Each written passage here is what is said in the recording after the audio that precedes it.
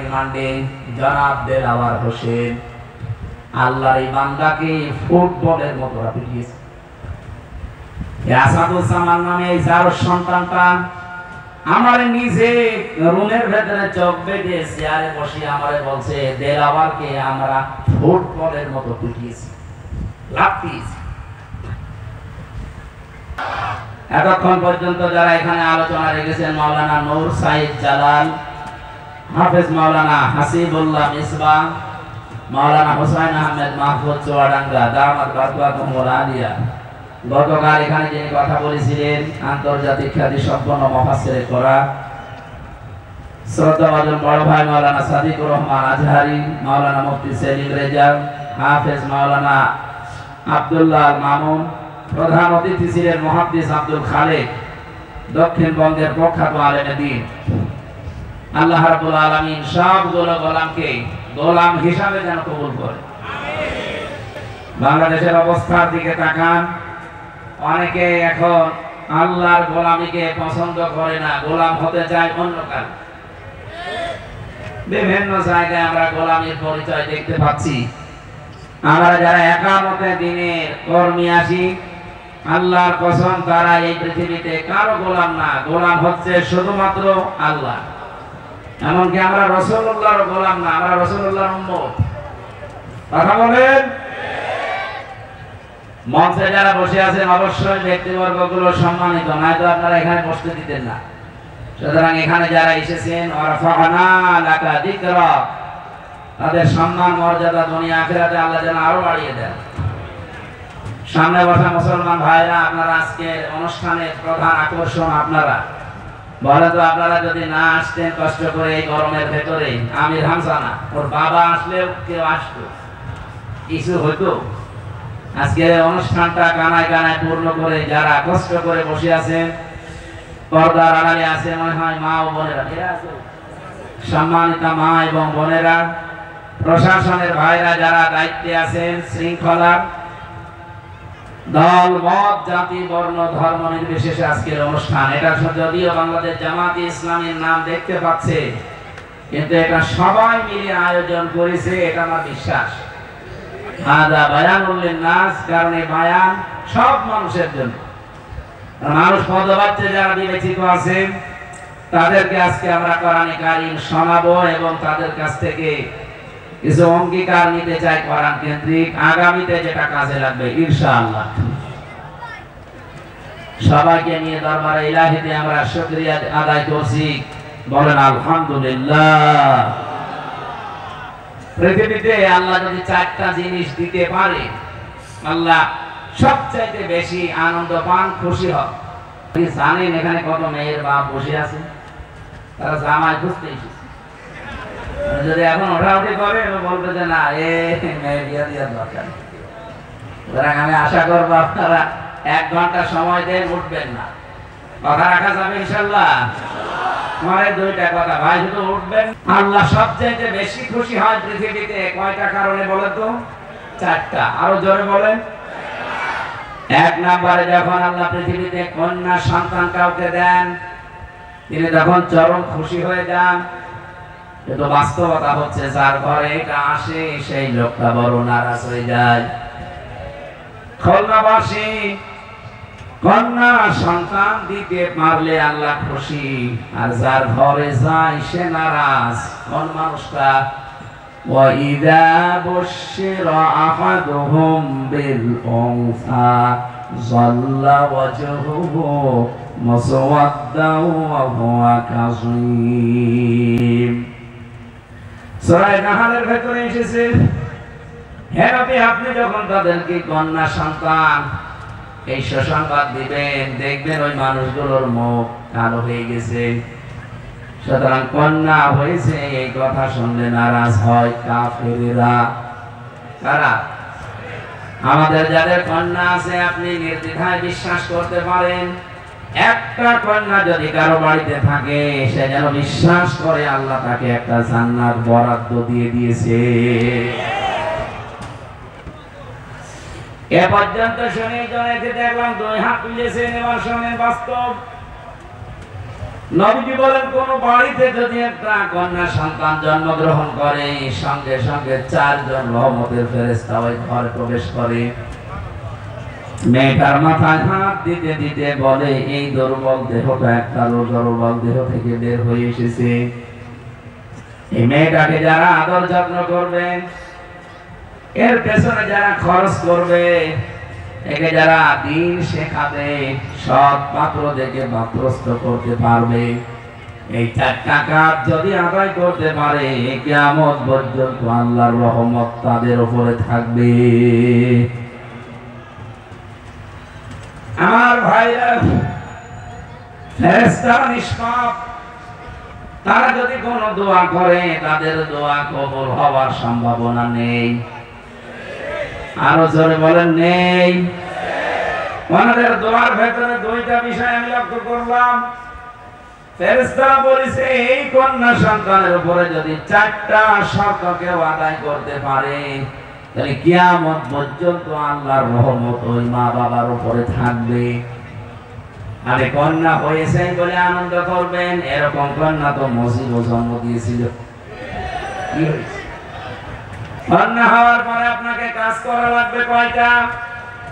আরো জোরে বলেন। 1 নম্বরে তাকে আপনি ভালোবাসবেন, মহব্বত করবেন।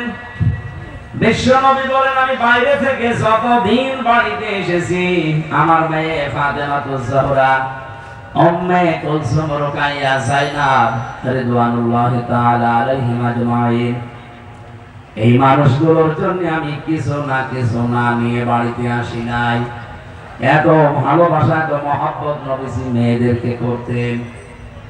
সুতরাং মেয়েদেরকে যারা ভালোবাসেন, মহব্বত করেন নিজের মেয়েকে, 2 নম্বরে তাকে তার পেছনে যারা খরচ করেন, তার লালন পালনের ভার যারা গ্রহণ করেন, তার কফিল, তার দায়িত্বশীল অভিভাবক যারা হন, 3 নম্বরে তাকে যারা দ্বীনের শিক্ষা দেন। এই বিষয়টা আজকে খুব গুরুত্বপূর্ণ। যেহেতু সবাই ছেলে মেয়েকে মাদ্রাসা মাইনে দিতে চান না, আমরা অনেকেই কলেজ, স্কুল, বিশ্ববিদ্যালয় এগুলোতে পড়াতে চাই। সেই হিসাবে 92% মুসলমানের দেশে আমরা লক্ষ্য করলাম ডক্টর মোহাম্মদ ইউনূস 2 নবীর নাম নিয়ে উনি বসে আছে। এটা মোহাম্মদ, আপনি কি করলেন আমরা জানি না। গানের শিক্ষক নিয়োগ দিয়েছেন 1 থেকে 5 পর্যন্ত প্রাইমারিতে, শরীর চর্চার শিক্ষক নিয়োগ দিয়েছেন, অথচ আপনি 1 থেকে 5 পর্যন্ত ধর্মীয় শিক্ষক, কোরআনের শিক্ষক নিয়োগ দিতে ব্যর্থ পারেন নাই। এটা যদি রেকর্ড হচ্ছে জায়গা মতো চলে যাবে আমি জানি। বহু কিরামান কাতিবিন বিভিন্ন জায়গায় ওরা আছে, ওরা পৌঁছিয়ে দেবে। গোয়েন্দা বিভাগে যারা আছে, আপনারা তো মুসলমান, 92% মুসলমানের এই দেশে, এটা শুধু হামজার আহ্বান না, 18 কোটি মানুষের দাবি একটাই, আমরা 1 থেকে 5 পর্যন্ত একজন আলেম শিক্ষক চাই। হ্যাঁ, দাবি আছে না আমাদের? ক্যামেরা দিকে ধরেন, লিল্লাহি তাকবীর। এটা যদি ডক্টর ইউনূস সাহেবের কাছে নাও চান, আরো সে চলে গেছে। ধরেন, কিয়ামতের দিন আল্লাহ যেদিন বিচার করবে, জীবনে যদি কিছুই কবুল না হয়, এই হাত তোলার দৃশ্যটা দেখানো যাবে যে আল্লাহ আমি তোমার কোরআনের শিক্ষার পক্ষে ছিলাম। জোরে বলেন সুবহানাল্লাহ। এটা গভীর ষড়যন্ত্র চলছে। গানের শিক্ষক, নাচের শিক্ষক আপনি নিয়োগ দিতে পারেন মুসলমানের দেশে, শরীর কিভাবে চর্চা করা লাগে এই শিক্ষক নিয়োগ দেওয়া লাগে মুসলমানদের টাকায়।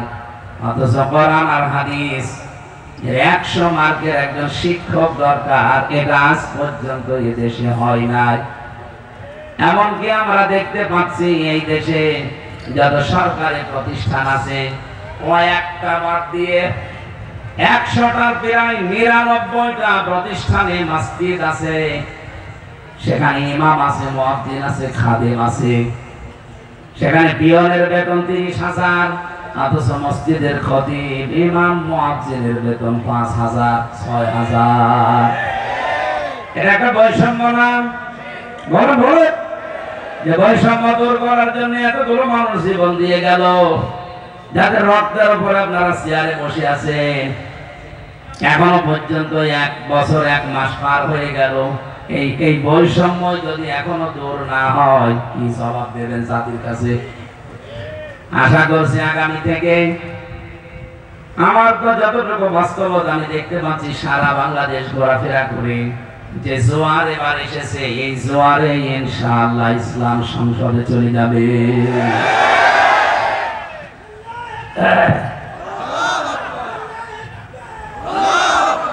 আল্লাহ রাব্বুল আলামিন ইসলামকে যদি এইবার সংসদ পর্যন্ত পৌঁছিয়ে দেয়, আমরা কথা দিতে পারি বাংলাদেশ জামাত ইসলামী থেকে সর্বপ্রথম কোরআনের যে নির্দেশ, ওই 4টা কাজ আগে আদায় করা হবে ইনশাআল্লাহ।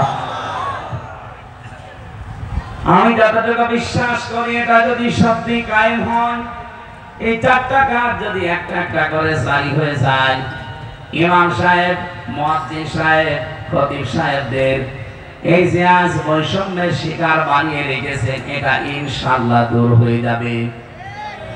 বাইরের দেশগুলোতে যখন ঘোরাফেরা করি, হিন্দু রাষ্ট্র, পাশের দেশ প্রতিবেশী, এই যে কলকাতার দিকে তাকান, পশ্চিমবঙ্গের মমতা ব্যানার্জি একটা হিন্দু মহিলা, অথচ পুরা পশ্চিমবঙ্গের মসজিদের ইমাম, খতিব, মুয়াজ্জিন, খাদেম এবং ঝাড়ুদার পর্যন্ত সব রাষ্ট্র থেকে তারা বেতন দিচ্ছে সরকারিভাবে।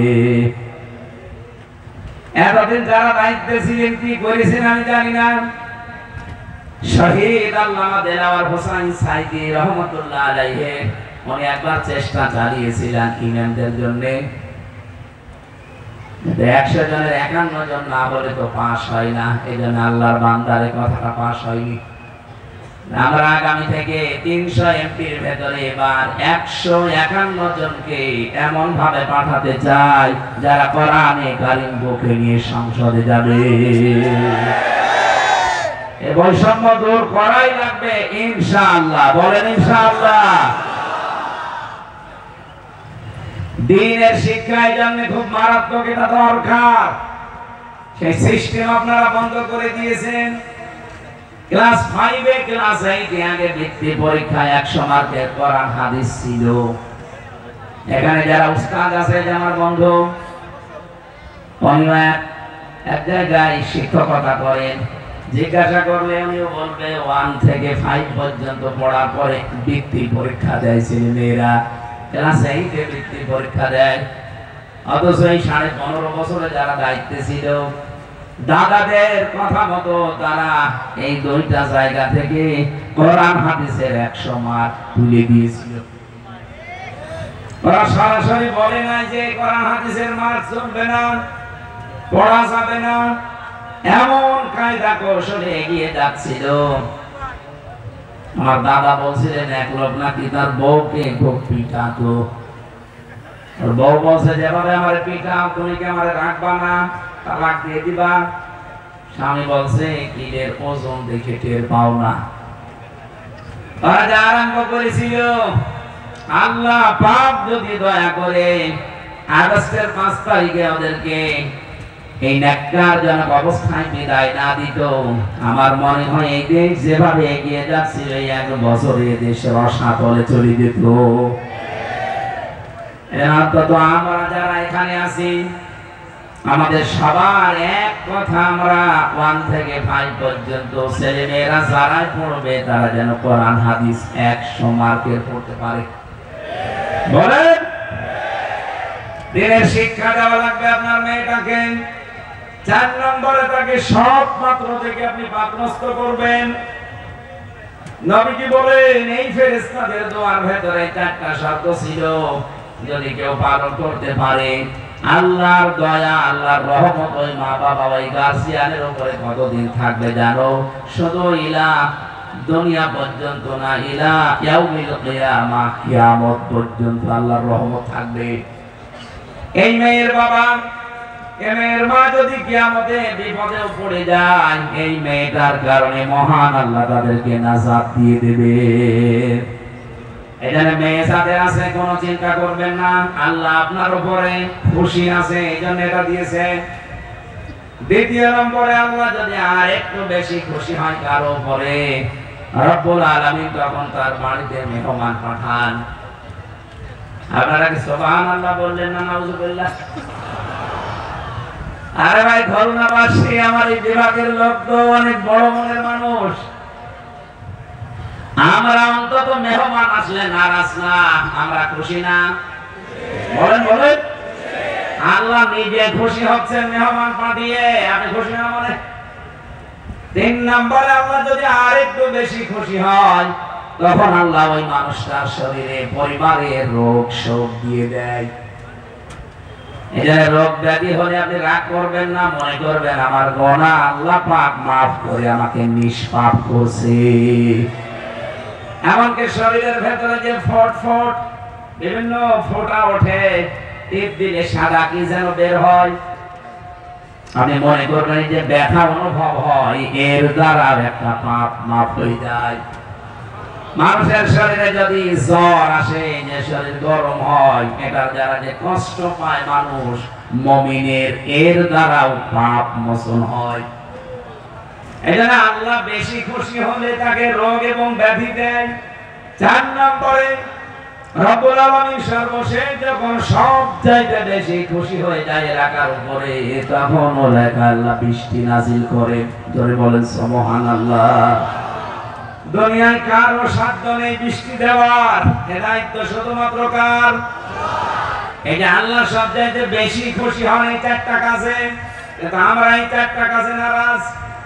অথচ আল্লাহ পাক যে 4টা কাজ সবচেয়ে বেশি ঘৃণা করেন, উনি অপছন্দ করেন, নারাজ হয়ে যান আর রাগান্বিত হন, ওই 4টা কাজ আমরা পেলে আনন্দ করি। তার 1 নাম্বার যৌতুক। এটা বললে আমি আবার নিজে ধরা খেয়ে যাবো, দরকার নেই। আমার বিভাগ তো এই জন্য খুব সেই কথা বলা লাগছে। আমার নিজের বিভাগে যদি যৌতুক মুক্ত না হয়, বাংলার অন্যান্য বিভাগে গিয়ে আমি মুখ তুলে কথা বলবো কোন মুখ নিয়ে? আশা করছি আমার এই জেলা থেকে, আমার এই বিভাগ, প্রান্তীয় বিভাগ, আমার এই খুলনা থেকে এটা আরম্ভ হওয়া লাগবে। এই বিভাগে কোনো যৌতুক থাকবে না ইনশাআল্লাহ। যৌতুকের টাকা না নিয়ে পায়খানা করে খেয়ে ফেলবেন, আপনি আসলেন না? আরে ভাই, পায়খানা খেলে মাত্র 1টা গুনাহ হবে, আর যৌতুকের টাকা যারা নিচ্ছেন ডবল গুনাহ হবে। 1 নম্বরে কবিরা গুনাহ, 2 নম্বরে জুলুমের গুনাহ। বের বাবার খুশি ছাড়া তার বাড়িতে বরযাত্রী খাওয়াচ্ছেন, এটা জায়েজ নেই। কারণ বরযাত্রী ইসলামে নেই, এটা হিন্দুদের সংস্কৃতি থেকে এসেছে। ইসলামে আছে ওলিমা। কি আছে বলেন তো? এই ওলিমা অনুষ্ঠান, এটা কি ছেলের বাড়ি হয় না মেয়ের বাড়ি? অথচ আমাদের এই দেশে এখন ওলিমা সিস্টেম নেই, আছে শুধু বরযাত্রী। তাও 2-1 জন 5 জন নিয়ে গেলে হয়, বিয়ে করতে যাচ্ছে ও সাথে করে নিয়ে যায় 500। এইরকম ফকির, এরকম ছোট লোক এই খুলনায় নেই। বরযাত্রী গিয়েছেন কারা কারা? হাত তোলেন তো।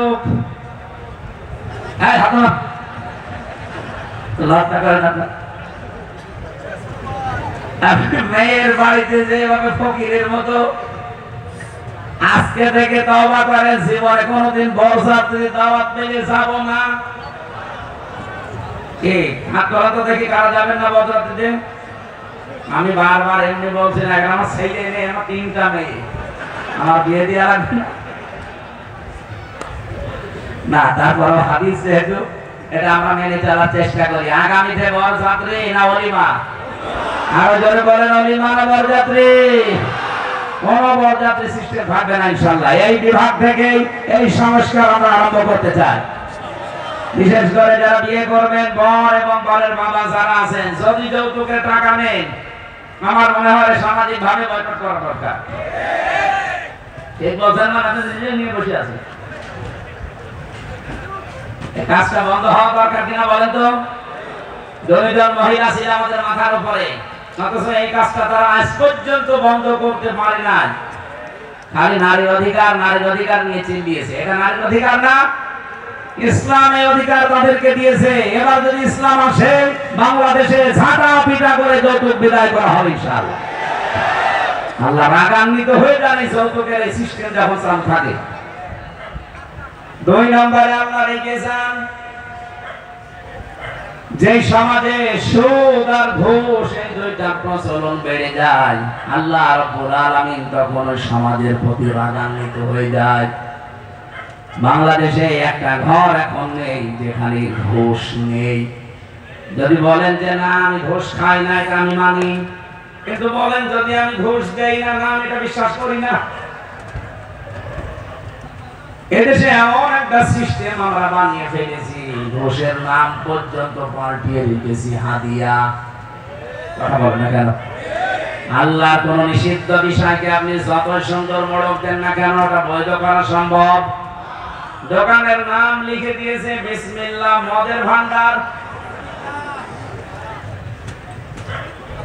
সুদ যেটা মারাত্মক, টাকা ছেড়ে রাখে, টাকা আসে 100 টাকায় 120 টাকা দেয়। এ পাবলিক দেশে নেই। খুলনা বিভাগের মানুষেরা আপনারা কিন্তু আরো বেশি সেনসিটিভ থাকা দরকার, কারণ আমি এই খুলনার সন্তান। এই বিভাগের বাইরে যে আমি কিন্তু আর মুখ পাবো না। এই বিভাগ থেকেই আমরা এই মুহূর্ত থেকে নিয়ত করব, অন্য ধর্মের যারা আছে তারা যা করে করুক, আমরা মুসলমানেরা ঘুষ সুদ জড়িত হব না। ঘুষের ওইটা সম্ভব, ওটা রাষ্ট্রের নিয়ম নীতি দরকার, ওটা ইসলাম আসলে ইনশাআল্লাহ কায়েম হবে। কিন্তু সুদের এই বিষয়টা আমরা নিজেরা এখন ছাড়ার চেষ্টা করলে পারি। যারা 100 টাকা দিয়ে রাখেন, মাসে মাসে 120 টাকা নেন, আপনি কি জানেন আপনি কত বড় অন্যায় আছে? নিজের মায়ের সাথে আপনি জিনা করছেন। আরে ভাই খাওয়া যায় তাই বলে সব খাওয়া যায়? এই খাওয়াগুলো একটু হালকা বন্ধ করা লাগবে। আমি সুদ বাদ দিয়ে অন্য কোন সিস্টেমে আপনি চেষ্টা করেন, আমার আল্লাহ বরকত দেবে। সুদের এই ব্যবসায় যারা নিয়োজিত আছেন, আল্লাহর কসম সর্বচক্ষে দেখতে মনে হবে বিশাল সম্পদের পাহাড় তৈরি হচ্ছে। এক দিক থেকে টাকা আসলে 5 দিক থেকে আল্লাহ সব খসিয়ে দেবে। 3 নম্বরে আল্লাহ সব চাইতে একেবারে সর্বশেষ বেশি রেগে যায় তখন যখন দেখা হয় যে জাতির লোকদের মিথ্যা কথা বেড়ে গেছে। আর যেটা সব চাইতে বেশি বাংলাদেশে, কথা বলে না কেন? সব চাইতে বেশি এখন এই বিষয়টা মিথ্যা তো নিয়েছে বলেই, এমনকি মিথ্যা কথা আরেকজনের উপরে ছাপিয়ে তাকে কালার করে। এটা মিথ্যা না শুধু, এটা গীবত না শুধু, এটা তহমত। এটা যদি বন্ধ না হয়, যে উদ্দেশ্য নিয়ে আপনি এগিয়ে যাচ্ছেন জীবনেও তার টার্গেট পর্যন্ত যেতে পারবেন না। আপনি কি জানেন এই যে মিথ্যা তহমত দেওয়া, একজনের নামের উপরে দোষ চাপিয়ে দেওয়া, অথচ লোকটাও বিষয়ে কিছুই জানে না। আমি একটা ঘটনা পড়ছিলাম, ইমাম মালিক রহমতুল্লাহ আলাইহি তার জামানায় একজন মহিলা ইন্তেকালের পর প্রতিবেশী একজন মহিলা গেছে তার লাশ ধোয়াতে।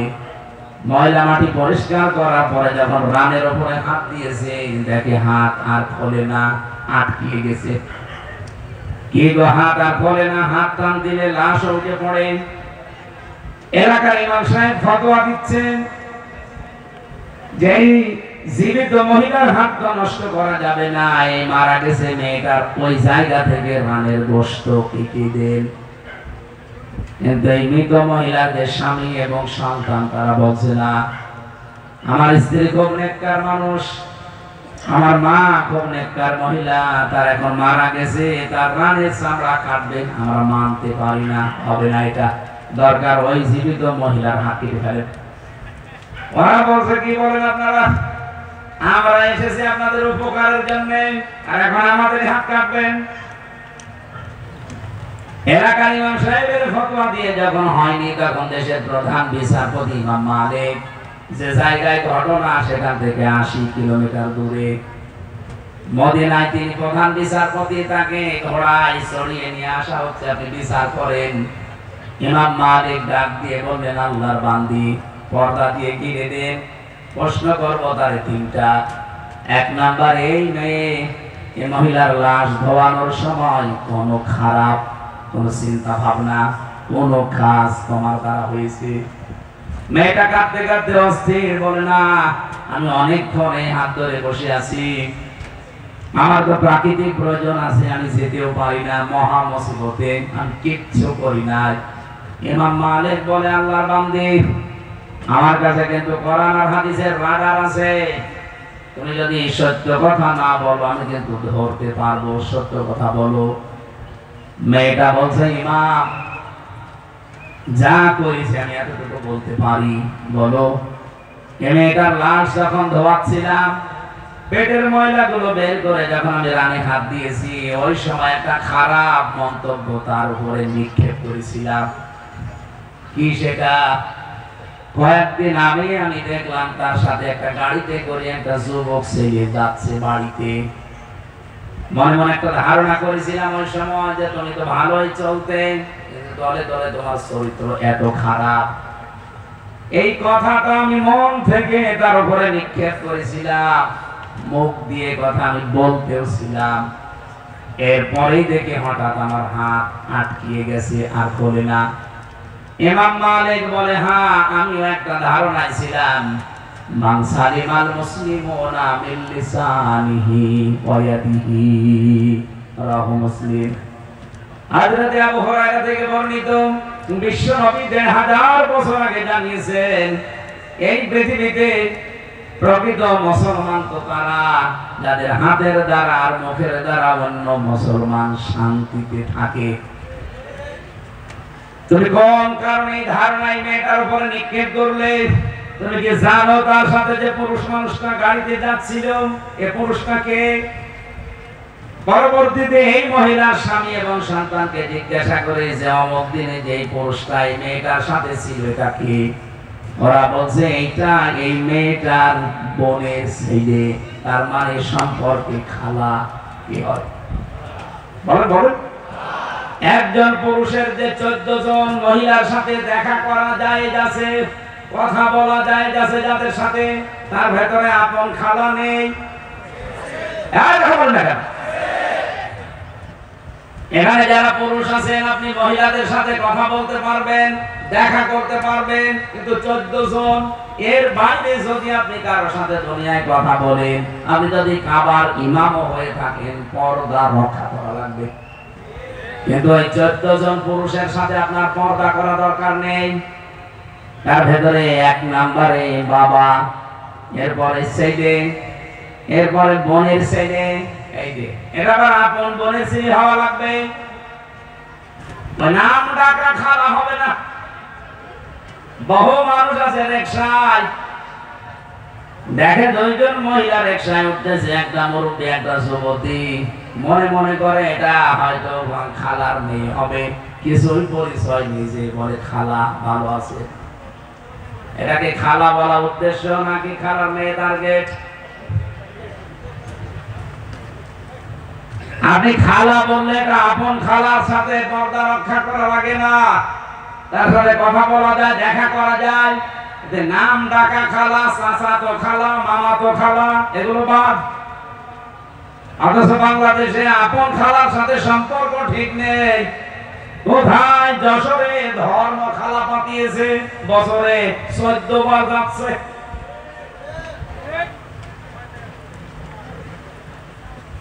তুমি যে ধারণা করলে এই মেয়েটাকে নিয়ে, অথচ এই ছেলেটা হচ্ছে তার বোনের ছেলে, তার মানে খালা। খালার সাথে বিয়ে করা যায় আছে? বলেন বলেন। কোন কারণে এই ধারণা করলে? তুমি যে মুখ দিয়ে বলেছিলে, অন্তর দিয়ে ধারণা করেছিলে, অথচ মুসলমানের কাজ হচ্ছে তার মুখের দ্বারা আর হাতের দ্বারা মানুষ যেন শান্তিতে থাকে। একটা মিথ্যা তহমত তার উপরে নিক্ষেপ করার কারণে দুনিয়ায় আল্লাহ তোমার শাস্তি দিয়ে দিয়েছে। শাস্তি এখন তোমার হবে। আমি কোরআনে কারীম থেকে যে আয়াত পড়ব, এই আয়াত অনুযায়ী সূরা নূর থেকে তিনি তিলাওয়াত করলেন, ওয়াল্লাযীনা ইয়ারমুনাল মুহসানাতি সুম্মা লাম ইয়াতু বিআরবা'তি শুহাদা ফাজলিদুহুম সামানিনা জালদা ওয়ালা তাকবালু লাহুম শাহাদাতান আবাদা ইলা আখির আয়াত। কোন মানুষ যদি নিরপরাধ সতী সাধবী কোন মেয়ে লোকের উপরে জেনার তহমত নাযিল করে, তার উপরে নিক্ষেপ করে, ও যদি 4 জন সাক্ষী জোগাড় করতে না পারে, 2টা শাস্তি তার দুনিয়ায় হবে। 1 নম্বরে তাকে 80টা চামড়ার চাবুক মারা হবে। 2 নম্বরে যতদিন সে জীবিত আছে তার সাক্ষ্য গ্রহণ করা হবে না। আমি আয়াতটা পড়ার পরে আমি চিন্তা করেছিলাম বাংলাদেশ নিয়ে। এইদিকে তাকা। আজ যে মিথ্যা অভিযোগ এই 54 বছর ইসলামপন্থীদের উপরে দেওয়া হয়, বিশেষ করে সতী সাধবী বহু নারীর উপরে আন্দাজে তহমত দিয়ে তাদেরকে বছরের পর বছর কষ্টে রাখা হয়েছে জেলখানায়। হাজার হাজার মিথ্যা মামলা। এই 54 বছর বাদ দিলাম, এই 15.5 বছর আমি তো নিজে প্র্যাকটিক্যাল লাইফে দেখলাম। আমি নিজেও একজন ভিকটিম। এই হাজারো মিথ্যা মামলা সাজিয়ে মিথ্যা সাক্ষী দিয়ে বহু মানুষের জীবন অলরেডি নষ্ট করে দেওয়া হয়েছে। সংসদ যেদিন প্রথম স্বাধীন হওয়ার পরে দেশে কায়েম হয়েছিল, সূরা নূরের এই আয়াতটা যদি ওই দিন সংসদে কায়েম হয়েছে, তো বাংলাদেশে কোনো মিথ্যা মামলায় পর্যন্ত হতো না।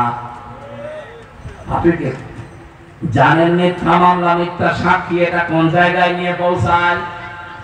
নারায়ণগঞ্জের একজন আমার সাথে জেলখানায় ছিল, 8 বছর মিথ্যা এই সাক্ষীর কারণে পড়ে আছে লোকটা। মাঝে মাঝে দেখতাম শিশুর মতো হাউমাউ করে কাঁদছে।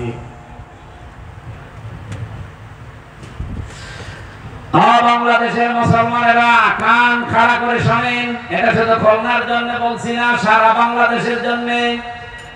আগামীতে ইসলাম যদি চায় সত্যি, মিথ্যা মামলা মিথ্যা সাক্ষী চিরতরে বঙ্গোপসাগরে ঝাঁটা মেরে বিদায় করা হবে।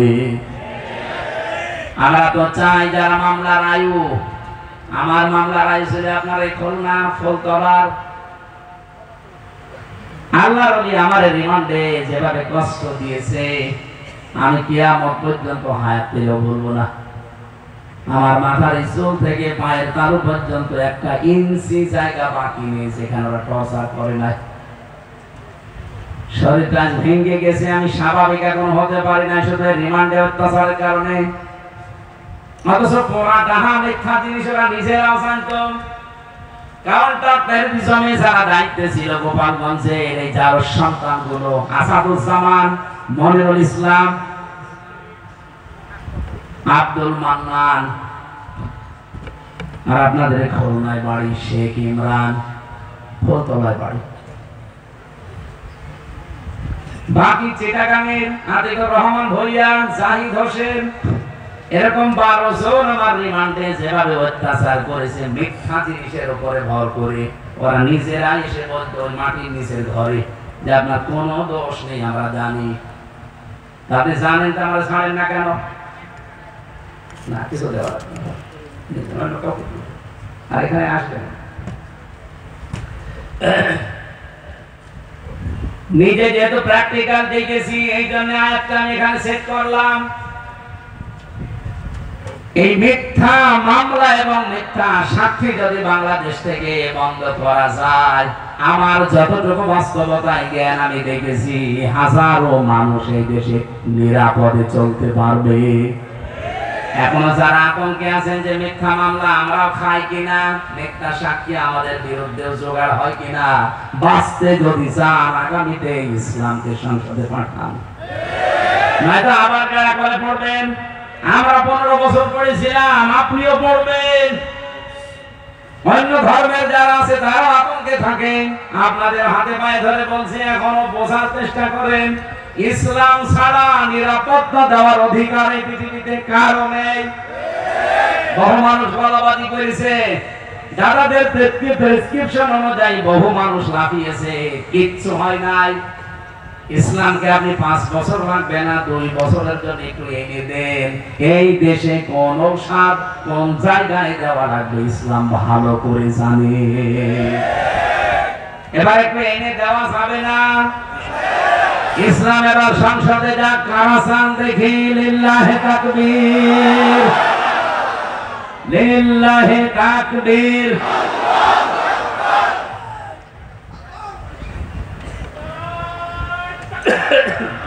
আলহামদুলিল্লাহ।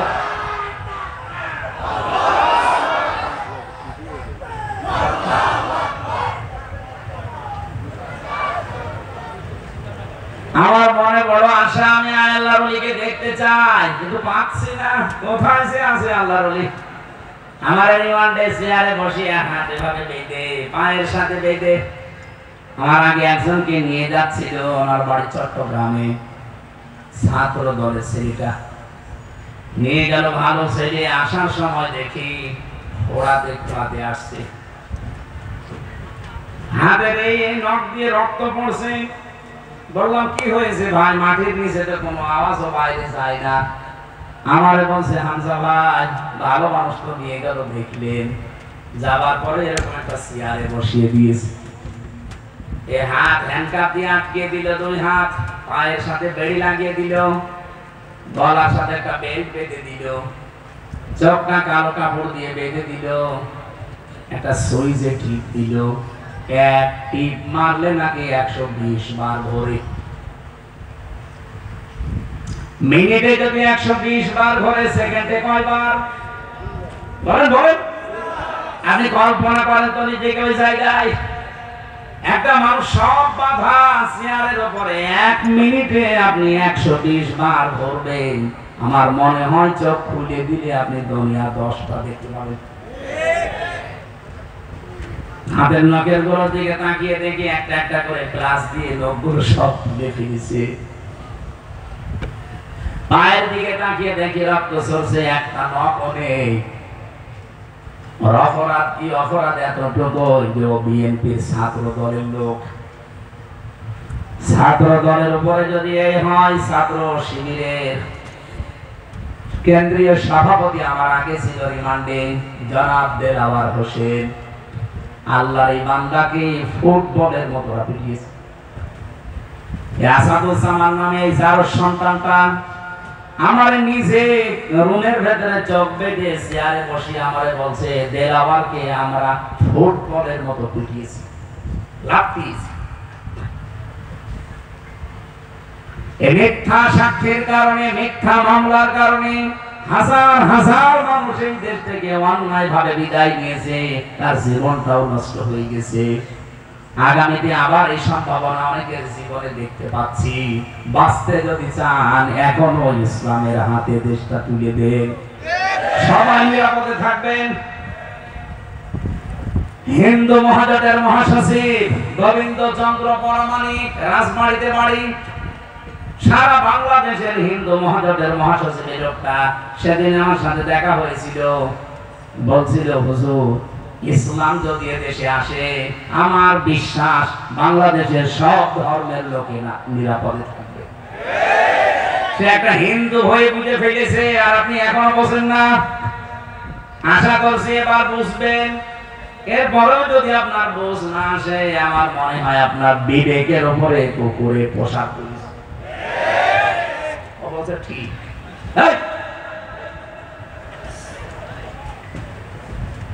বিবেক কবে জাগ্রত হবে আপনার? ইমাম মালিক ডাক দিলেন, আল্লাহর বান্দী, সাক্ষী যেহেতু তোমার একটাও নেই, তুমি আন্দাজে ধারণা নিক্ষেপ করেছিলে জেনার, সুতরাং এখন তোমার 2 নম্বরে শাস্তি হবে। তোমার সাক্ষী জীবনে আর কোনোদিন গ্রহণ করা হবে না। আমার মনে হয় যারা মিথ্যা মামলা দেন, মিথ্যা সাক্ষী দেন, 3 বছর 5 বছর 10 বছর 15 বছর পরে মামলাটা খারিজ হয়ে যায়, কোনো প্রমাণ পায় না। এই যে আমার মামলাটা 3 বছর কোনোদিন জামিন দেয়নি, অথচ আগস্টের 5 তারিখের পরে মামলা শুধু তুলতে দেরি, শুধু জামিন না, জামিনও দিয়েছে, মামলা খারিজ করে দিয়েছে। আমি জিজ্ঞাসা করেছিলাম জজ সাহেবকে যে আপনার কাছে তো এই মামলা আসতো 3 বছর, তখন তো আপনি জামিন দিতেন না, এখন কি এমন পেলেন যে জামিন না খারিজ করে দিলেন? হুজুর, এতদিন আমার হাত বাঁধা ছিল, এখন আমার হাত খোলা আছে। আমরাও চাই এই দেশে যারা দায়িত্বে থাকবে তাদের হাত আবু সাইদের মতো খোলা থাকবে। আর এটা সম্ভব হবে 1628 জন মানুষকে একটু হাত খোলা অবস্থায় পেলে। আর আমরা ওইটাই চাচ্ছি, ইসলাম দিয়ে মন মতো না, আমেরিকার প্রেসক্রিপশন দিয়ে হবে না, ভারতের প্রেসক্রিপশন দিয়ে হবে না, এটা প্রেসক্রিপশন লাগবে কোরআনের। এগুলো কোরআনে আছে না নেই? ইমাম মালিক বলেছে তোমাকে এখন প্রথমে 80টা বেত মারা হবে চামড়ার চাবুক দিয়ে। 2 নম্বরে কোনদিন আর বেঁচে থাকতে তোমার কোন সাক্ষী আর গ্রহণ করা হবে না। এটা যাদের মামলা খারিজ হয়ে যায়, প্রমাণ হয় না, অথচ মাঝখানে তার জীবন থেকে 5 বছর 7-10 বছর কে যায় জেলখানায়, যে নিরপরাধ একজন মানুষ। যারাই মিথ্যা মামলা দিয়েছে ওই মামলার আয়ু থেকে সাক্ষী পর্যন্ত প্রত্যেককেই শাস্তির আওতায় আনা দরকার। হ্যাঁ, কথা বলুন। এটার নাম ন্যায় বিচার ছিল। আমার মনে হয় সিস্টেম যদি আগামীতে ইসলাম কায়েম করতে পারে, এই দেশে হাজার হাজার মানুষ মিথ্যা মামলা মিথ্যা সাক্ষী থেকে বেকসুর খালাস পেয়ে যাবে। 1,10,000-এর মতো মানুষ এখনো জেলখানায় আছে সারা বাংলাদেশে। আমার মনে হয় 10,000 মানুষ জেলখানায় থাকার কথা না। আমার সাথে যারা ছিল 100 জনের প্রায় 70 জন নিরপরাধ। আমি তো হিসাব করে দেখতাম, বিশেষ করে বিডিআর যারা, এরা 100 জনের 98 জন নিরপরাধ, 2-1 জনের অপরাধ থাকতে পারে ওটা স্বতন্ত্র, বাকিগুলো সব এই দাদাদের চক্রান্ত। আমার খুলনাবাসী ইমাম মালিক বললেন, জাল্লাদ চামড়া চাবুক নিয়ে একটা একটা করে 80টা মহিলার পিঠের উপরে বেত লাগাও। 79টা হয়ে গেছে, কিন্তু হাত খোলে না। জাল্লাদ এসে বলে, হুজুর আর একটা বাকি আছে, কিন্তু হাত খোলে না। ইমাম মালিক বললেন, কোরআন আমি 100 ভাগ বিশ্বাস করি, এটা কোনদিন মিথ্যা হবার না। তোমার একটা যখন বাকি আছে, এবার আনন্দ আছে না, তুমি বিসমিল্লাহ বলে বাকি চাবুকটা নিক্ষেপ করো।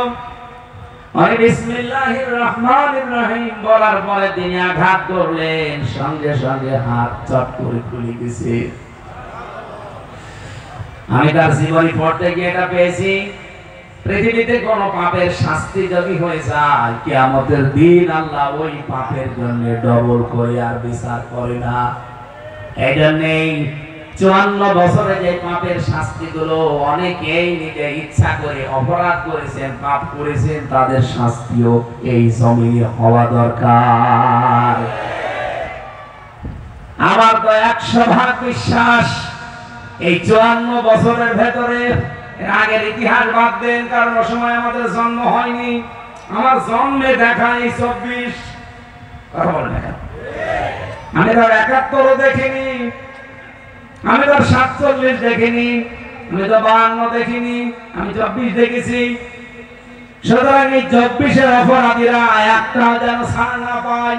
আগেরটা যারা হয়েছে এগুলো বাদ দেন, ওরা অনেককে মাফ করে দিয়েছে, অনেককে জাতি ক্ষমা করেছে, কিন্তু 24-একটা জাতি এখনো ক্ষমা করেছে। আমরা চাই দৃশ্যমান বিচার খুব তাড়াতাড়ি যেন আমরা দেখতে পাই। কত মানুষ শুধু নির্বাচনের জন্য একেবারে পাগল হয়ে গেছে। আরে ভাই, বিচার যদি স্পষ্ট আপনি দেখতে না পান, নির্বাচন দিয়ে আবার ঠিক ওই 9 সালের মতোই হবে, ওই 14 সালের মতোই হবে, ওই 18 সালের মতোই হবে, সর্বশেষ 24 সালের মতো হবে। কথা বলেন ঠিক কিনা? আমরা চাচ্ছি এদেশে আর কেউ যেন মিথ্যা তহমত কারো উপরে দিতে না পারে। এটা আল্লাহর কাছে সবচাইতে বড় ঘৃণিত এবং রাগান্বিত বিষয়। সূরা নিসার 113 নম্বর আয়াত 12 নম্বর আয়াতে এই তথ্যটা আছে, وَمَن يَكْسِبْ خَطِيئَةً أَوْ إِثْمًا ثُمَّ يَرْمِ بِهِ بَرِيئًا فَقَدِ احْتَمَلَ بُهْتَانًا وَإِثْمًا مُبِينًا। রব্বুল আলামিন বলেন, বহু মানুষ এমন দুনিয়ায় আছে নিজে অন্যায় করে আর কাজটা যখন হয়ে যায় তখন একটা নিরপরাধ মানুষের উপরে দোষটা চাপিয়ে নিজে সাদোষ আছে। এই চরিত্র বাংলাদেশে আছে না নেই? আপনি টের পাচ্ছেন না কত বড় অপরাধে আছেন? রাজনৈতিক প্রতিহিংসার কারণে এটা বেশি করছে অনেকে। কথা বলে না কেন? রাজনৈতিক শুধু প্রতিহিংসার কারণে একজনকে কালার করার জন্য, ডাউন করার জন্য এমন এমন মিথ্যা তহমত তার উপরে চাপিয়ে দিচ্ছে যেটা শয়তান পর্যন্ত বিশ্বাস করে না। আশা করছি এই সংস্কৃতি বন্ধ হবে, এই দায় চাপানোর সংস্কৃতি। এতদিন করতো এক দলের লোক, এখন দেশে আর এক দলের লোক উঠে পড়ে লেগেছে কিছু হলে অমুকের উপরে দায় চাপিয়ে দাও। কথা বলে না কেন? সিস্টেম নেই দেশে, যে যাই করুক না কেন অমুকের উপরে দায় চাপিয়ে দাও। মনে হচ্ছে ওরা দুনিয়ায় দায় নেওয়ার জন্য জন্ম নিয়েছে। অথচ 1977 সালে প্রতিষ্ঠিত হওয়ার পর থেকে এই 25 সাল পর্যন্ত তাদের একটা কোন সদস্যের বিরুদ্ধে, কর্মীর বিরুদ্ধে ধর্ষণের কোন মামলা সারা বাংলাদেশে নেই। যারা নারীর পক্ষে কথা বলে নিজেদেরকে সফি সাজাতে চান তাদের বিরুদ্ধে মামলা 30টার উপরে ধর্ষণের। বাকিগুলো তো বললামই না। আশা করছি আপনারা এই কথাটা এখন বুঝবেন। যাদের উপরে যেই দোষ চাপিয়ে দেওয়া হয়, এই দোষ যদি সেই লোকটা না করে, এই অপরাধ আল্লাহ আপনাকে দিয়ে করাবে, এরপরে আপনার মরণ হবে। যা যা করেছিল হাসিনা আলেমদের উপরে, ডক্টর মাহমুদুর রহমান আমার দেশ পত্রিকার সম্পাদক একটা বই লিখেছে, আলেমদের উপরে নিপীড়ন। দেখেন, যদি কার কেনা থাকে দেখে নেবেন কি করে নাই। আমার সাথে 76 জন আলেম ছিল এক জায়গায়। সারা জেলখানার আচরণ একরকম, আর আলেমদের সাথে আচরণ আরেক রকম। যদি জেলাকে সোফাকে বলতাম এত কড়াকড়ি কেন, বলে আমাদের উপরে নির্দেশ আছে। কাদের? আর বলতো না। কোরবানির কয়েকদিন আগে তো আমার ধরেছে, বললাম যে জেলার সাহেব, সোফা সাহেব, আপনি সর্বোচ্চ জায়গায় জেলখানায় একটু অনুমতি দেন যে বাড়িতে 1 মিনিট কথা বলি, যে কোরবানি একটা ওয়াজিব কাজ, এটা দেবে না দেবে না তারা তো গার্জিয়ানের কাছে জিজ্ঞাসা করবে। এত করে তার কাছে আমরা এই 77-76 জন আলেম মিলে কথা বললাম। থোড়াই কি আর কিছু মনে করলো না। গিয়াসউদ্দিন কুমিল্লায় বাড়ি, ওনারও কিছু করার নেই, কারণ ওনার হাত পা বাঁধা। কিছু করলে ওনারা ট্রান্সফার করে দেবে অথবা চাকরি খেয়ে নেবে। এই ছিল দেশের অবস্থা। যা যা করেছিল আলেমদের উপরে, জনগণের উপরে, আল্লাহ সবগুলো এখন যারা ছিল তাদের উপরে চাপিয়ে দিয়েছে। কোরআনে কারীমের একটা আয়াত বেশি বেশি মনে পড়ছে, সূরা আন-নাম 30 নম্বর আয়াত। এদিকে তাকান। قد خسر الذين كذبوا بلقاء الله حتى إذا جاءتهم الساعة। রব্বুল আলামিন বলেন, ক্ষতিগ্রস্ত হয়ে গেছে ওই মানুষের জীবন যে মানুষগুলো পৃথিবীতে এটা বিশ্বাস করে যে আল্লাহর সাথে সাক্ষাৎ করা লাগবে না, আল্লাহর সাথে আমার সাক্ষাৎ হবে, দেখা হবে, এটা যারা বিশ্বাস করেন না, আল্লাহ পাক তাদের জন্য বলেন হঠাৎ করে যখন মরণ চলে আসবে তখন ওই মানুষগুলো পেছনের দিকে তাকাবে আর আফসোস করবে। قالوا يا حسرتنا على ما فرطنا فيها।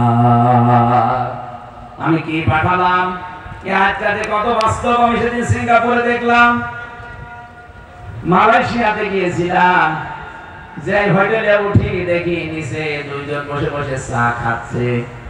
যে বললাম কি এখানে কেন? বলছে হুজুর আমরা আগেই পালিয়েছি। আপনি পালালেন কেন? আপনার না 620টা বাড়ি দুদুকে খুঁজে পেয়েছে, আল জাজিরা রিপোর্ট দিয়েছে আপনার বাড়ির সংখ্যা সারা পৃথিবী মিলে 620টা। অথচ আপনি আজ হোটেলে থাকেন, কিছুই তো ভোগ করতে পারবেন না। কি করলেন জীবনে? হুজুর দোয়া করেন, দোয়া আসবে আপনার জন্য। বাংলাদেশের বাড়িগুলো না জনগণ জ্বালিয়ে দিয়েছে, পুড়িয়ে দিয়েছে। বাইরের দেশে সাহেব পাড়া আছে আপনার, এদিকে তাকান, আপনার বেগম পাড়া আছে, এই সিঙ্গাপুরে বাড়ি আছে, একটাতেও থাকতে পারেন না। এই মালয়েশিয়াতে আপনি বেগম পাড়া সাহেব পাড়া বানিয়েছেন, থাকতে পারেন না, থাকে না হোটেলে প্রতিদিন 20,000 50,000 টাকা করে ভাড়া দিয়ে। এখান থেকে যদি কেউ শিক্ষা না নেন, আবার যদি ওই ফ্যাসিস্টের মতো ওই জালেমদের মতো আচরণ কেউ আরম্ভ করে, অনেকে তো আরম্ভ করে দিয়েছে। বাবা শাহজালাল মদের কাছে কুত্তা বিড়াল সব হালাল। মনে আছে থেকে বাবার দেশ পেয়েছে, যত রকমের অন্যায় অবৈধ অত্যাচার, বিশেষ করে চাঁদাবাজির কারণে যাদের উপায় হয়েছে এই 1 বছর 1 মাসে কোটি কোটি টাকার উপরে। আমি এটা মিথ্যা বললাম? খুলনায় না হতে পারে আমার কুষ্টিয়া। আমি তো নিজে দেখতে পাচ্ছি, কোন মার্কেটে ঢুকতে পারি না, হাউমাউ করে জড়িয়ে ধরে কান্নাকাটি করে যে আর পারি না, সুযোগ যে কবে আসবে এই জালেমদের চিরতরে বিদায় করার জন্য। এখানে যারা চাঁদাবাজি করছেন তারা কিন্তু নিজেকে যেমন ডোবাচ্ছেন, দলকেও ডোবাচ্ছেন। আপনি কি মনে করেন যে চাঁদাবাজি না করলে চলা যায় না? বাংলাদেশ জামাত ইসলামীর বিপক্ষে কোনদিন আজ পর্যন্ত চাঁদাবাজির একটা মামলা পেলাম না। তারা চলছে কি করে? আপনি অবৈধভাবে ইনকাম করছেন করেন, কিন্তু সাবধান বাণী আল্লাহর আমার নাম, আমি শুধু অ্যাডভার্টাইজ করছি। আপনি যদি এই 1 বছর 1 মাসে 500 কোটি টাকার মালিক হন, কত 620টা বাড়ি মালিক একটাও থাকতে পারে না। আপনি 500 কোটি টাকার মালিকও যদি হন, 1 টাকাও ভোগ করতে পারবেন না। এগুলো তো যাবেই, আর নিজের বাবাটাও যাবে। আমি এটা বানালাম। অহম ইয়াহমিলুনা আওজারহুম আলা যুহুরিহিম। আল্লাহ পাক বলেন এই মানুষগুলো তাদের পাপের বোঝা পিঠের উপরে বহন করে নিয়ে যাচ্ছে, যাবে। আল্লাহ যদি এখানে ছাড় দিতেন, আমি আয়াত পড়তাম না। আল্লাহ দিয়েছেন আওজার, এরপরে দিয়েছেন ইয়াহমিলুনা, এটা মজারে, বর্তমান ভবিষ্যৎ, প্রেজেন্ট ফিউচার। সুতরাং যারা মানুষের সম্পদ আত্মসাৎ করা, ফাঁকি দিয়ে খাওয়া, অন্যায় ভাবে ঘুষ সুদের মাধ্যমে ভক্ষণ করা, চাঁদাবাজি করা, আপনি কি টের পাচ্ছেন কি হয়ে যাচ্ছে? কিয়ামতের ওই কঠিন ময়দানে আপনার পাপের বোঝা কিন্তু শুধু ওই 10 কেজি 20 কেজি থাকবে না, বাড়তেই থাকবে। আমি আউসারের ব্যাখ্যা করছিলাম, মুফাসসির সাইয়্যিদ কুতুব রাহমাতুল্লাহ আলাইহি ফি সিরাজিল কোরআনে লিখেছেন, এই দুনিয়ার ময়দানে কেউ যদি 50 বছর হায়াত পেয়ে 50 মণ গুনাহ করে মরে যায়, কিয়ামতে তার মাথার উপরে পিঠের উপরে 50 মণ গুনাহ আল্লাহ চাপিয়ে দেবে, তার বিচার শেষ। কিন্তু একটা মানুষ যদি 50 বছরে গুনাহ করেছে 50 মণ, ঠিক আছে, এমন এমন কাজ সে আঞ্জাম দিয়ে গেল, কিয়ামত পর্যন্ত তার এই পাপের বোঝা বাড়তেই থাকবে। এমন কোন দেশে নেই? বলুন বলুন। আপনি এমন একটা ছাত্র সংগঠন বানিয়ে গেলেন, আপনি মরে গেছেন, কিন্তু তারা তো থেমে নেই, তারা বিশ্বজিৎকেও ছাড়ে না। এরকম ছাত্র সংগঠন নেই? বিশ্বজিৎকে যে কুপিয়েছিল ওই ছেলেটা আমার সাথে জেলখানা ছিল, শাওন, এই খুলনায় বাড়ি, কপিলমুনি। কপিলমুনি আছেন একটা জায়গা। কয়েকদিন আগে তার মা বাবা হাউমাউ করে কাঁদছিল, আমার বলছে একটু দেখেন ছেলেটার কতদিন ছেলে থাকবে। এক বাপের অ্যাক্সিডেন্ট, আপনি মারা গেলেন, কিন্তু আপনার ছাত্র সংগঠন এমন ওরা বসে নেই, ওরা মানুষকে কুপিয়ে মারে, ওরা পাথর দিয়ে মারে। আপনি মরে গেছেন 50 মন গোনা নিয়ে, আপনার এই দলীয় লোকজন যতদিন দুনিয়ায় টিকে থাকবে ওরা যত অপরাধ করবে ফেরাক্সিলোড হয়ে আপনার আমলনামায় যেতেই থাকবে।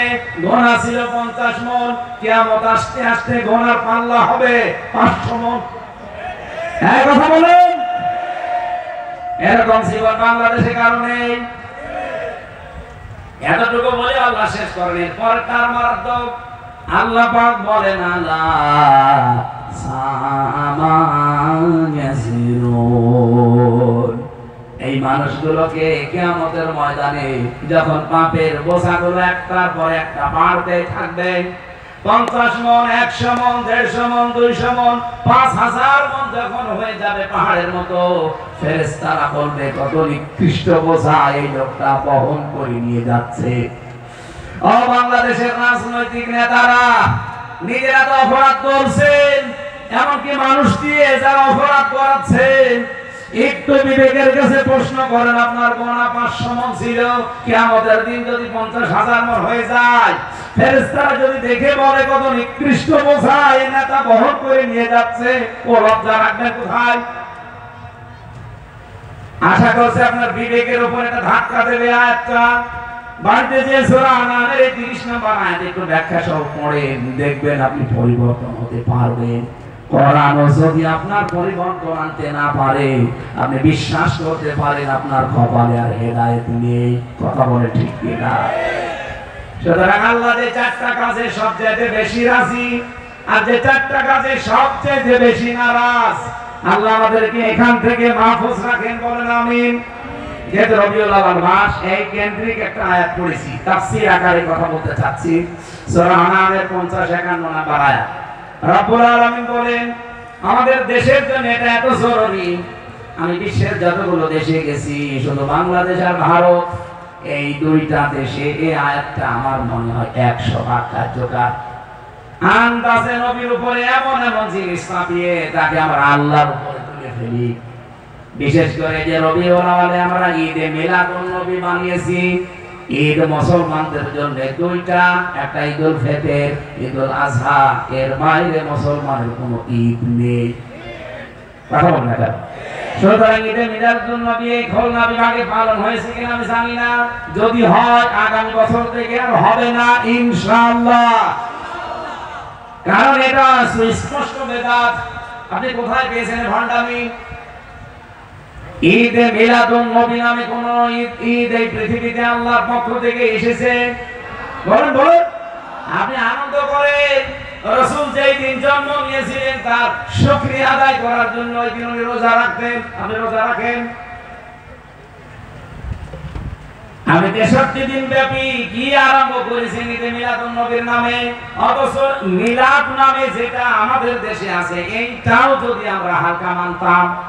আমি তো 27টা শিক্ষা পেয়েছি, একটা শিক্ষাও বাংলাদেশের মানুষ নেয় না। সিরাত ইবনে হিশাম থেকে বলছি, বিশ্ব নবীকে আমরা যেগুলো যেগুলো বলতে চাই, আল্লাহ বলেন নবী আপনি বলেন ওগুলো একটা আমি না। কুল্লা আকুলু লাকুম ইনদি খাযাইনুল্লাহ, নবী আপনি বলেন আমি এই কথা বলি না যে আল্লাহর ধন ভান্ডার আমার কাছে আছে, ওয়ালা আলামুল গায়বা, আমি এই কথাও বলি না যে আমি গায়েব জানি, ওয়ালা আকুলু লাকুম ইন্নী মালাক, আমি এই কথাও বলি না যে আমি ফেরেশতা। আমি কি বলি? ইনাত্তাবিউ ইল্লা মা ইউহা ইলাইয়া, আমার প্রতি যেটা নাযিল হয় ওইটা শুধু আমি অনুসরণ করি। কুল হাল ইয়াস্তাবিল আ'মা ওয়াল বাসীর, যারা চক্ষুষ্মান যারা অন্ধ এরা কি সমান? আফালা তাতাফাক্কারুন, এরপরে কি চিন্তা করবা না? কি বলছে বলেন বলেন, কি মারাত্মক কথা! আফালা তাতাফাক্কারুন, আল্লাহ আফসোস করছেন, এরপরে কি তোমাদের চিন্তা আসবে না? ওয়ানদির বিহিল্লাযীনা ইয়াখাফুনা আইয়ুহশারু ইলা রাব্বিহিম, হে নবী এই কোরআন দিয়ে যে মানুষগুলো আল্লাহর সামনে হাসর করা লাগবে এই ভয় করে তাদেরকে সতর্ক করেন। মিন দুনিহি ওয়ালিয়্যি ওয়ালা শাফি'্। কিয়ামতের ময়দানে আল্লাহ পাক ছাড়া কোনো অভিভাবক, কোনো সুপারিশকারী কারো পক্ষে থাকবে না।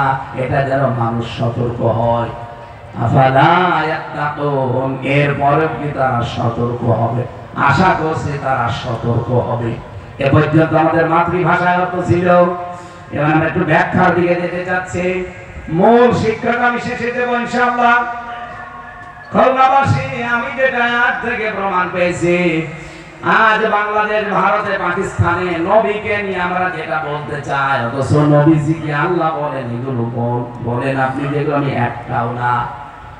নবী যদি খাজানার ভান্ডার তার কাছে না থাকে, কত পীরের কাছে আজ খাজানার ভান্ডার আছে বলে আমরা বিশ্বাস করি অলরেডি। কথা বলেন, কেউ ফেরে না খালি হাতে, খাজারে তো দরবারেতে। নবীজিকে বলতে বললেন আল্লাহ যে আমার কাছে ধন ভান্ডার নেই, আল্লাহ খাজানা নেই। নবীর কাছে না থাকলে পীরের কাছে থাকে কোন কায়দায়? হে নবী বলেন আমি গায়েব জানি না, অথচ আজ কত জায়গায় দেখতে পাই গায়েব না। 100 বছর পরে কি হবে তাও বলে দিচ্ছে। হে নবী আপনি বলেন আমি কিন্তু ফেরেশতাও না, আমি তোমাদের মতো মানুষ, অথচ সেখানে আজ আমরা নবীকে ফেরেশতাদের উপরে তুলে ফেলেছি। ফেরেশতারা কিসের তৈরি বলেন তো? বলেন বলেন। অনেকেই নবীকে নূরের তৈরি বানিয়ে মাটির তৈরি এ কথা বলতে নারাজ, অথচ কোরআনে কারীম জানিয়েছে কুলিন্নামা আনা বাশারুম মিসলুকুম, নবী আপনি বলেন আমি তোমাদের মতো মানুষ। এই যে ইন্নার পরে যদি মা আসে, আলেম যারা আছে জিজ্ঞাসা করেন বাংলা অর্থ দাঁড়ায় একমাত্র, কেবলমাত্র, শুধুমাত্র। আল্লাহ পাক বলেন নবী আপনি বলেন আমি কিন্তু শুধুমাত্র তোমাদের মতো মানুষ। পার্থক্য আছে। ইউহা ইলাইয়া, আমার প্রতি ওহী আসে, তোমাদের প্রতি আসে না, এইটার পার্থক্য। সুতরাং আজ নবীকে নিয়ে যা উল্টা পাল্টা করছেন, গরম সঙ্গের নামে, ঠান্ডা সঙ্গের নামে, বিভিন্ন নাম নিয়ে, আশা করছি আপনারা থামবেন। বিবেকে যদি আপনার কাজ না করে, আপনি মুসলমান থেকে বের হয়ে যান, তাও নবীকে নিয়ে উল্টা পাল্টা কাজ করে ক্ষতি করেন না ইসলামের। বাইরে যাওয়া যায় না। বাইরের দেশের মানুষগুলো আমাদের এই দৃশ্য দেখে তারা হাসাহাসি করে, এই ইসলাম, এই পাগলামি ধর্ম ইসলাম। বিশ্বনবী মুহাম্মদ রাসূলুল্লাহকে আল্লাহ পাক যেটা দিয়েছিলেন, তিনি বলেন আমি শুধু এইটার অনুসরণ করি, আর তোমাদেরকেও বলি এইটার অনুসরণ করতে। আপনারা যারা এই রবিউল আউয়াল মাস আসলে মিলাদ পড়া নিয়ে পাগল হয়ে যান, জীবনে কোনদিন মিলাদের প্রথম শিক্ষাটা নিয়েছেন? আর রাহিকুল মাখতুমে পড়েছিলাম, আল্লামা সাফিউর রহমান বলেন, তিনি লিখেছেন হযরতে হালিমাতুস সাদিয়া রাদিয়াল্লাহু তাআলা আনহা নবীজির জন্মের পরে তাকে কোলে তুলে নিয়েছিলেন। আমরা জানি মিলাদ মানে এটা বিলাদুন থেকে বাংলা অর্থ জন্ম। জন্মের কাহিনী তো আপনারা শুনতে চান। নবীজি জন্মের পরে কি করেছিলেন সেই কাহিনী আপনাদেরকে কয়েক মিনিটে একটু শিক্ষার জন্য বলছি। উনি প্রথমে নিজের মায়ের স্তনের দুধ পান করেছিলেন আমিনার, 2 নম্বরে পান করেছিলেন উম্মে আইমান এই দাসীর, 3 নম্বরে যার দুধ পান করলেন তিনি হযরতে হালিমা। হযরতে হালিমা তখন মুশরিকা, তিনি বলেন আমার ডান স্তনটাকে পান করতে দিলাম, মুহাম্মদ পান করেছে, বাম স্তনে মুখ লাগালাম, তিনি মুখ বের করে নিলেন। একবার, 2 বার, 3 বার মুখ বের করে নিলেন। জোর করে লাগাতে গেলেই আমার চোখের দিকে তাকিয়ে ইশারা দেয়, মা হালিমা জোর করেন কেন? আমি ডান স্তন পান করেছি, এটা আমার অধিকার ছিল, হক ছিল। বাম স্তন এটা আমার অধিকার না, আমার দুধ ভাই অধিকার আব্দুল্লাহ। আপনার তো আরেকটা ছেলে আছে না, আপনি জোর করেন কেন? দুনিয়ায় আমি ভাইয়ের হক নষ্ট করার জন্য আসি নাই, এসেছি ভাইয়ের হক ফিরিয়ে দেওয়ার জন্য। খুলনাবাসী, এই রবিউল আউয়ালে জন্ম নিয়ে যেই নবী মায়ের কোলে বসে ভাইয়ের হক নষ্ট করে না, ফিরিয়ে দেয়, সেই রবিউল আউয়াল এসেছে, অথচ আমরা তার উম্মত। দিন যত যায়, যত বড় হয়, আমরা ভাইয়ের হক নষ্ট করার শ্রম হয়। কি মিলাদ পড়েন আপনি? মিলাদের এরকম 27টা শিক্ষা পেয়েছি, একটাও নেয় না, শুধু আন্দাজে মিলাদ পড়ে ইয়া নবী, এগুলো বাদ দেওয়া লাগবে। আমি সতর্ক করছি আপনাদেরকে কোরআন দিয়ে, ওয়ানবির বিহিল্লাযিনা, কেন এখাফুনা আইয়াহশারু ইলা রাব্বিহিম, কারণ আপনারা সবাই আল্লাহর সামনে দাঁড়াবেন এই ভয় করেন না, করেন না? আল্লাহর সামনে আমাকে দাঁড়ানো লাগবে এই ভয় যাদের আছে তাদেরকে বলছি, লাইসা লাহুম মিন দুনিহি ওয়ালিয়্যুন, কোন ওলি পাবেন না, কোন অভিভাবক পাবেন না, বন্ধু পাবেন না, ওয়ালা সাফি, সুপারিশকারী কাউকে পাবেন না আপনার সামনে।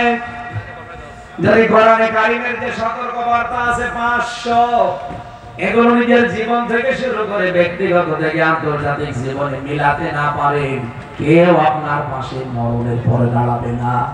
কোরআনের সতর্কবাণী শুনেন, কোরআনে 500টা আল্লাহর বিধান আছে। আমরা আগামী থেকে এই দেশে 500 বিধানই দেখতে চাই। এই কথা বলেন, দেখতে চান না? এরা যদি কারো কাছে রাজনীতি মনে হয়, ধান্দাবাজি মনে হয়, দুনিয়ার কাজ মনে হয়, তাহলে কোরআনের সূরা আনাম এই 51 নম্বর আয়াত কেটে বাদ দিয়ে দেন। আমি তো আমার বাবার কথা দিয়ে সতর্ক করি নাই, কিয়ামতে আইয়াহশারু ইলা রাব্বিহিম, রবের সামনে আপনাকে দাঁড়ানো লাগবে। আর পীর সাহেবদের মতো আপনি 40 লাখ মুরিদ নিয়ে আসবেন না। ওয়াকুল্লুহুম আতিহি ইয়াওমাল কিয়ামাতি ফারদা, কিয়ামতের ময়দানে প্রতিটি মানুষকে আল্লাহ তার সামনে দাঁড় করাবে একা একা। কয়টা করি নিজের জীবনটা মিলান, একা একা দাঁড় করিয়ে আল্লাহ 5টা প্রশ্ন করবেন। মা তাযালু কদামা বানি আদম আব্দি ইয়াওমাল কিয়ামাতি হাত্তা ইসালান 50 আন উমরিহি ফিমা আফনা ওয়া আন শাবাবিহি ফিমা আবলা। কিয়ামতের দিন 5টা প্রশ্ন করব তোদেরকে, সঠিক জবাব দেওয়া ছাড়া সামনেও যেতে পারবি না, পেছনেও যেতে পারবি না, জায়গায় দাঁড়িয়ে থাকবি। 1 নম্বরে তোর জীবন দিয়েছিলাম 60, 70, 80 বছর, কিভাবে কাটালি ওটা বল। 2 নম্বরে যৌবন দিয়েছিলাম, এটা কোথায় কাটিয়েছিস বল। ও বাংলার যুবকেরা, সামনে কিন্তু সময় আসছে যৌবনের কঠিন সিদ্ধান্ত নেওয়ার। এবার যদি ভুল করেন সারা জীবন বেকার থাকবেন। আর ইসলামের হাতে তুলে দেন, আপনার কর্মসংস্থানের দায়িত্ব ইসলামের। বাংলাদেশের যুবকেরা বাইরে যেয়ে দেখি রাস্তা ঝাড়ু দেয়, টয়লেট সাফ করে, থালা বাসন ধোয়, অথচ এই যুবকদের এই দেশে হাজার হাজার লক্ষ লক্ষ কর্মসংস্থান তৈরি করার পরিবেশ আছে, শুধু নেতাগুলো সব হওয়া লাগবে। সেদিন আমেরিকাতে এক মন্ত্রীর সাথে দেখা, অনেক বছর হুজুর আমি ভালো হয়ে গেছি, এই দেশে যে বাজেট হয় আপনারা তো সামনে ইসলামকে নিয়ে যেতে চান, জনগণকে জানাবেন 100 টাকা যদি বাজেট হয় রাস্তার জন্য, 3 টাকা খরচ হয়, আর বাকি 97 টাকা আল্লাহর ওলিরা খেয়ে ফেলে। আমরা আগামীতে এরকম ওলিদের হাতে দিতে চাই। বলেন বলেন, যারা 100 টাকা 97 টাকা খেয়ে ফেলবে, 3 টাকার কাজ করবে, এরকম মানুষ দিতে চান? যারা 100 টাকায় কাজ করবে। আমির জামাত ডাক্তার শফিকুর রহমান এই ঘোষণায় সব মহাসম্মেলনে দিয়েছিল, মহাসমাবেশে তার সর্বশেষ ঘোষণা ছিল, জামাত ইসলামী থেকে যদি কেউ এমপি হয়, মন্ত্রী হয়, যা বাজেট হবে ওইটাই সে খরচ করবে। এর চাইতে বলার আর বেশি কিছু নেই। এরপরেও যদি দেশের মানুষের আস্থা তৈরি না হয়, আমার মনে হয় দেশের মানুষ কি আর হবে না, ফেরেশতা লাগবে।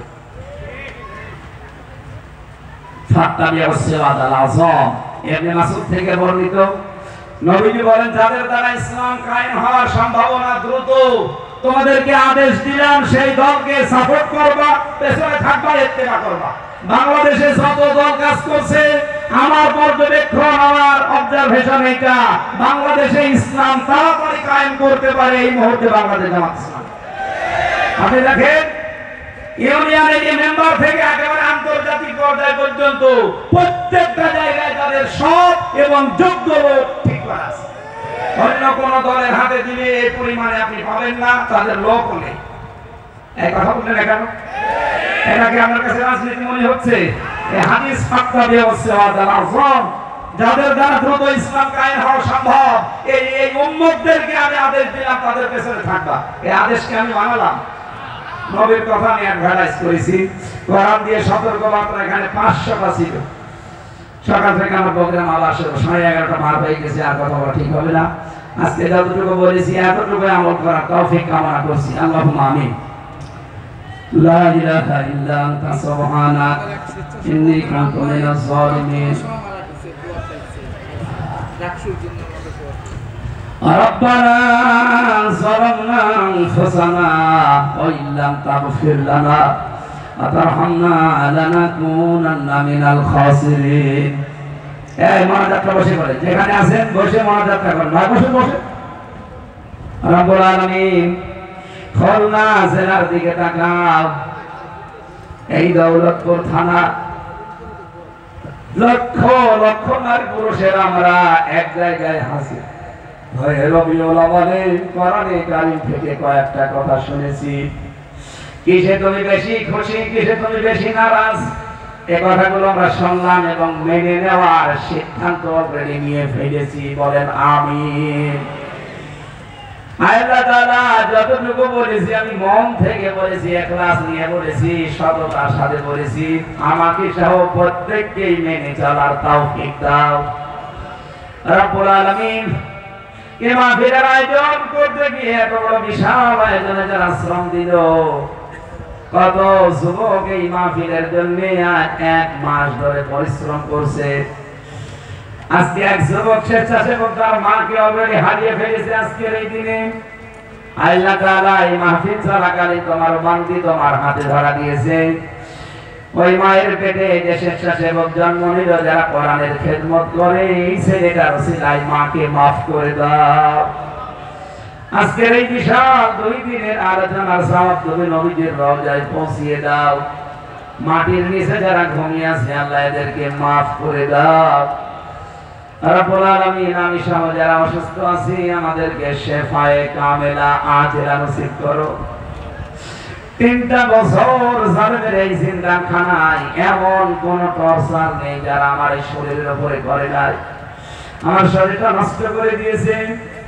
আল্লাহ দোয়া করি এই হাজার হাজার লক্ষাধিক মানুষ নিয়ে আগের যে অবস্থায় ছিলাম সেই 20 সালের দিকে রব্বুল আলামিন মেহেরবানি করে আমার ওই শরীর ওই কণ্ঠ তুমি আবার আমাকে ভিক্ষা দাও। তোমার কোরআনের কথাগুলো, নবীর হাদিসের কথাগুলো সহজ সরল ভাষায় তোমার বান্দা বান্দীদের শোনাতে পারি। ওই শরীর ওই কণ্ঠ তুমি আবার ফিরিয়ে দাও। এই খুলনা আমার বিভাগ, আল্লাহ তাআলা এই বিভাগের মাটির নিচে যারা ঘুমিয়ে আছে এদেরকে তুমি জান্নাত দান করো আল্লাহ। এই বিশাল আয়োজনে যারা শ্রম দিল, আমার কামরুল গাজী ভাই দোয়া চেয়েছে, মোশাররফ ভাই দোয়া চেয়েছে, আজকের মাহফিলের সম্মানিত সভাপতি, আল্লাহ তাআলা বিশিষ্ট সমাজসেবক তোমার এই গরম দোয়া চেয়েছে, মেহেরবানি করে তাকে কবুল করো। প্রধান অতিথি আজকে অসুস্থ মাহফুজুর রহমান ভাইকে তুমি সুস্থতা দান করো। বহু মায়েরা বোনেরা মেয়েরা আছে এমন রোগ দিয়েছো মানুষের কাছে বলা যায় না। রব্বুল আলামিন কোরআনের ওসিলায় আমাদেরকে শেফায়ে কামেলা আজেলা নসিব করো। কখন কার কাছে আজরাইল চলে আসে জানি না। মরতে আমাদের কোনো ভয় নেই, মরতে আমাদের কোনো আফসোস নেই, কিন্তু কোরআন দিয়ে 56,000 বর্গ মাইল চলছে, এটা দেখে আমরা মরতে চাই। এবার দয়া করে একবারের জন্য কোরআনে কারীমকে তুমি বাংলার সংসদে একটু বসিয়ে দাও। আমি বাইরের দেশগুলোতে দেখেছি সেখানে শান্তি কিরকম, তাও তারা ইসলাম 100% মানে না। 100% ইসলাম মানলে কি শান্তি পাওয়া যায়? আল্লাহ সেই দৃশ্যটা জন্মচোখে দেখার মতো সুযোগ করে দাও। সাইফুদ্দৌলের ছোট বোন দীর্ঘদিন ক্যান্সারে আক্রান্ত, আল্লাহ তোমার এই বান্দির যদি হায়াত থাকে শেফায়ে কামেলা আজেলা করে দাও। যদি হায়াত না থাকে তোমার ইলমে জানা থাকে ঈমানের সাথে তুলে নাও, কষ্ট দিও না আল্লাহ। যত স্বেচ্ছাসেবক কাজ করেছে এদেরকে দিয়ে মা পেটে নিয়েছে, মায়ের পেট গুলো খাদিজার মতো বানিয়ে দাও।